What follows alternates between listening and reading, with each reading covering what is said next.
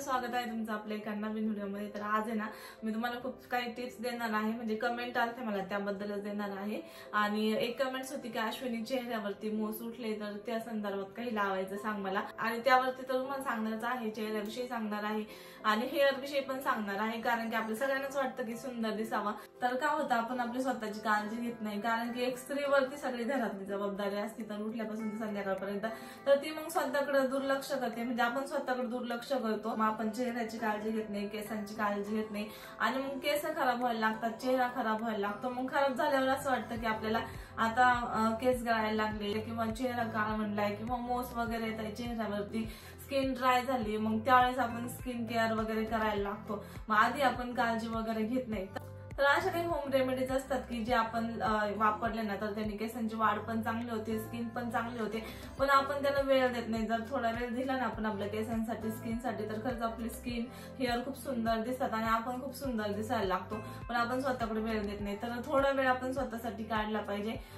जरी दिवसभर आपल्या धावपळीत जातो ना, तर सकाळी उठल्या आपण स्वतःकडे आधी लक्ष दिलं तर मग पूर्ण दिवस तर आपण करतोच काम वगैरे, पण सकाळी उठल्या मग आपण स्वतःची केअर रुटीन केली पाहिजे। आणि आता हिवाळा पण चालू आहे तर त्याच्यामुळे स्किन खराब होते, केस पण ड्राय वगैरे असतात। तर मी तुम्हाला पुढे ना मोस जे असतात ना त्यावरती काय यूज करायचं ते पण सांगते, आणि केसासाठी एक मस्त असं सिरम पण बनवून दाखवेल, ते तुम्ही नक्की ट्राय करा। तर त्याने केस इतके दाट होतात, मस्त होतात आणि केस पण खूप सुंदर दिसायला लागतात। आणि तसंच आहे ना, हे एक नेचर श्युअरचं हे एक प्रोडक्ट पण आहे, तुम्ही हे सुद्धा वापरू शकता। नेचर श्युअरचं एन्शंट हेअर केअर सिक्रेट जॉंग तेल, तर याच्यामध्ये ना मेथीचे दाणे आहे, हे कांद्याच्या बिया वगैरे यूज करून हे तेल बनवलेलं आहे आणि हे आपल्या केसांसाठी ना खूप फायदेशीर आहे। केसांच्या जर तुम्हाला काही समस्या असतील ना तर त्याने दूर व्हायला लागतात। केसांमधला डॅन्ड्रफ जातो, केस वाढायला लागतात, केस जर सफेद असतील ना तर ते सुद्धा कमी व्हायला मदत होते। आणि पहिल्या वेळेस कसं असायचं, लिश थेरपी वगैरे वापरायचे ना, त्याने केस वगैरे एकदम भारी व्हायचा, तर हे याच्यामध्ये लिश थेरपीचा सुद्धा वापर केलेला आहे।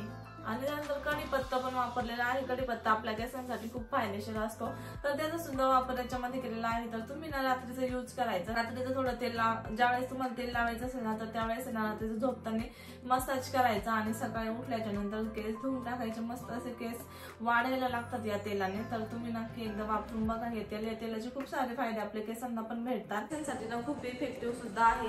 त्याच्यामध्ये असे पॉवरफुल घटक वापरलेले आहेत ज्याने आपल्या केसांचं ब्लड मायक्रो सर्क्युलेशन व्यवस्थित होतं। आणि आयुर्वेदामध्ये आपल्याला माहितीच आहे जॉंग थेरपी यूज करतात, तर त्याचा आपल्या केसांसाठी खूप फायदा होतो। हे कसं होतं, होम रेमेडीजने तर होतातच आपले केस वगैरे सुंदर, स्किन वगैरे छान होते, पण मग आपल्याला ते बनवायचा वगैरे खूप कंटाळा येत असतो। तर हे तेल कसं असतं, मग घेतलं की लावलं पटकन होऊन जातं, आपल्याला वेळ नसतो, तर त्याच्यामुळे मग हे तेल जर खरेदी केलं तुम्ही तर याचा फायदा तुम्हाला होईल, आपला वेळ पण वाचेल, कारण की आपण स्वतःसाठी वेळ देत नाही। तर तसं तर तुम्हाला मी होम रेमेडी दाखवतेच, केसांच्या सिरम, त्याने तुमचे केस एकदम भारी होतील, मऊ होतील, म्हणजे मुलायम पण होतील आणि वाढायला सुद्धा सुरुवात होईल, केस दाट होतील। माझे केस पाठीमागे तुम्ही बघितले असेल खूप म्हणजे खूप पातळ झाले होते, मी थोडीशी केसांची काळजी करायला लागले तर मस्त असे केस दाट पण झाले आणि वाढायला पण लागलेले आहे। तर प्रेग्नन्सी मध्ये कसं मी एवढं लक्ष पण देत नव्हते आणि विरा झाल्याच्या नंतर पण इतकं काही टाइम नाही भेटत, पण तरी पण थोडंफार मी केसांकडे लक्ष द्यायला लागले, कारण की माझे केस खूपच पातळ आणि खूप गळायला लागले होते। तर म्हटलं इतके जर गळायला लागले तर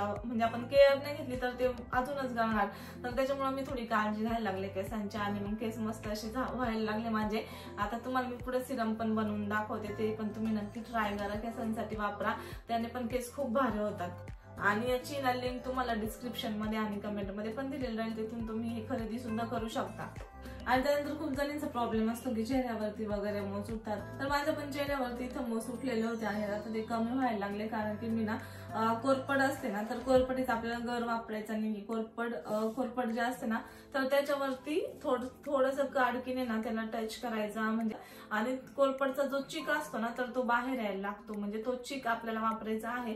तर तो चिक आहे ना फक्त इथे मोस वगैरे असतात ना तर तिथे लावायचा, आणि 5-6 दिवसातच तुम्हाला लगेच रिझल्ट कळेल की त्याने मोस वगैरे गायब होतात, म्हणजे निघून जातात, गळून पण जातात आणि पुन्हा येत पण नाही। तर काय होतं, काही वेळेस मोस आपण काढून टाकल्यानंतर ते पुन्हा पण यायला लागतात, तर त्याच्यामुळे ना तुम्ही हा कोरफडीचा नक्की ट्राय करा, याने ना खरंच मोस कमी होतील तुमचे आणि जातील पण निघून. तर फक्त जो चिक असतो ना कोरफडचा वरती तुम्ही काडकीनेच करा, दुसरं कशाने करू नका. तर लोखंड वगैरे किंवा तार वगैरे असते ना तर त्याने नका करू, फक्त काडकीचा वापर करा. काडकीने त्याला टचिला ना चिक येतो तर तोच वापरायचा आहे. त्याने ना मोज जायला खूप मदत होते, म्हणजे तुम्हाला खूप फरक पडेल, 4-5 दिवसात कळूनच येईल. तर हा एक आहे ना खूप भारी उपाय मोजसाठी, तुम्ही नक्की ट्राय करा.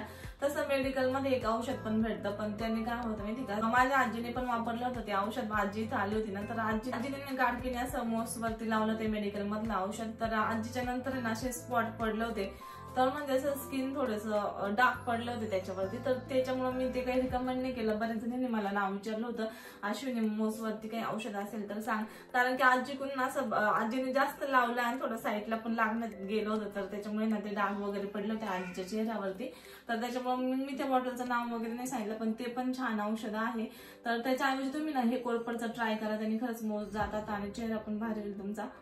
आणि आता तुम्हाला ना मी मस्त असं सिरम बनवायचं दाखवते, आणि ते कधी वापरायचं आहे तुम्ही ज्यावेळेस केस धुवायचे असेल ना तर त्यावेळेस अर्धा तास आधी केसांना लावायचं आणि मग केस धुवून टाकायचे. केस एकदम सॉफ्ट होतात, मुलायम होतात आणि वाढ पण छान होते केसांची. तर चला पुढे दाखवते. तर हे ना थोडेसे मेथीचे दाणे, त्यानंतर थोडेसे तांदूळ घेतलेले. तर आपल्याला थोडंसं सिरम जेवढं बनवायचं असेल ना तेवढं तुम्ही घेऊ शकता. आणि हे 1-1 चमचा घ्या, मेथी थोडी जास्त घ्यायची. आणि त्यानंतर ना याला चांगलं अर्धा-1 तास आहे ना उकळून घ्यायचं.